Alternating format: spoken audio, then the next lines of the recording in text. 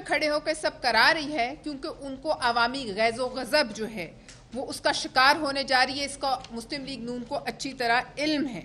اور عوامی رد عمل کے خوف سے جو وہ یہ بلوائی تیار کر رہی ہے مسلم لیگ نون, تو ہمیں خدشہ ہے کہ ان کے ہسٹری میں پہلے بھی ماڈل ٹاؤن جیسے سانحے درج ہیں.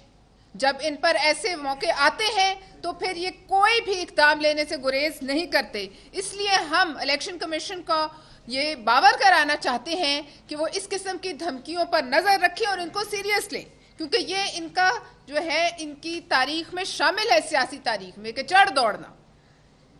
ہم عطاط آرٹ صاحب کو یہ بھی بتانا چاہتے ہیں کہ وہ کہتے ہیں کہ یہ لاہور سے بلاول چلا جائے گا, تو ہم انہیں یہ بتانا چاہتے ہیں کہ اسی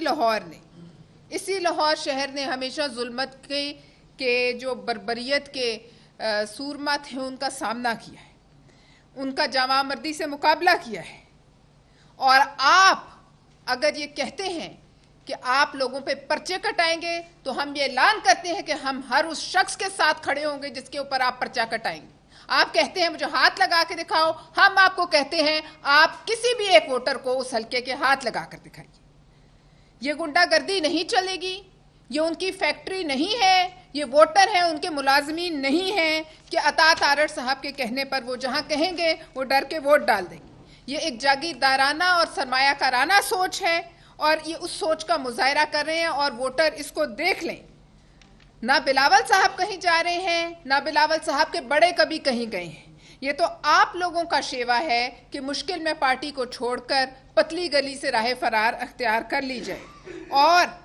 یہ مت بھولیے عطاط آرٹ صاحب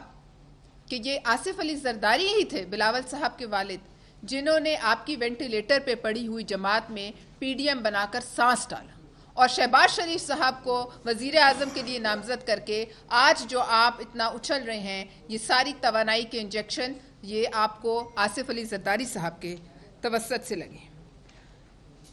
اور آپ یہ بھی پوچھ لیجئے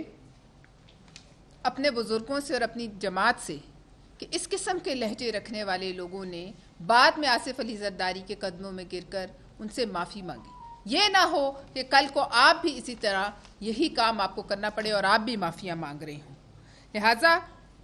میں مسلم لیگ نون کی لیڈرشپ کو بھی یہ بتانا چاہتی ہوں کہ اس قسم کے مجلس احرار کی باقیات جو ان کی مسلم لیگ نون کے بھی نظریے کے خلاف ہیں, جو قائد اعظم کی مخالفت کرتے رہے, جو پاکستان بننے کی مخالفت کرتے رہے, ان کو ٹکٹ دے کر وہ اپنا نقصان کر رہے ہیں. اور یہ سوچ آج کی جو ان کی کل کی گفتگو ہے اس سے اندازہ ہوا کہ 75 سال بعد بھی وہی سوچ ان کے اندر سے بول رہی ہے. اور یہ لہجہ فرعونیت کا لہجہ ہے, یہ لہجہ کسی سیاستدان کا لہجہ نہیں, یہ لہجہ جو ہے گنڈا گردی کا لہجہ ہے. اور وہ نہ بھولیں کہ وہ ایک مقدس ایوان کے ممبر بننے کی جو ہے وہ کوشش کر رہے ہیں, اور اگر یہی سوچ رکھ کے وہ اس ایوان میں آئیں گے تو آپ یہ دیکھ لیجئے کہ مسلم لیگ نون کیا کرنے جا رہی ہے. ہم اس بات کا دوبارہ خدشہ میں دہرانا چاہتی ہوں کہ ماڈل ٹاؤن کا ایکشن ریپلے مسلم لیگ نون چاہتی ہے اس قسم کے بلوائیوں کے ذریعے. ہم الیکشن کمیشن سے اپیل کرتے ہیں کہ وہ اس سرکاری امیدوار کی دھمکیوں کا سخت نوٹس لے, کیونکہ ان کا وتیرہ ہے کہ ہر شکست سے پہلے وہ اسی قسم کی جو ہے واردات ڈال دیتے ہیں. بہت شکریہ.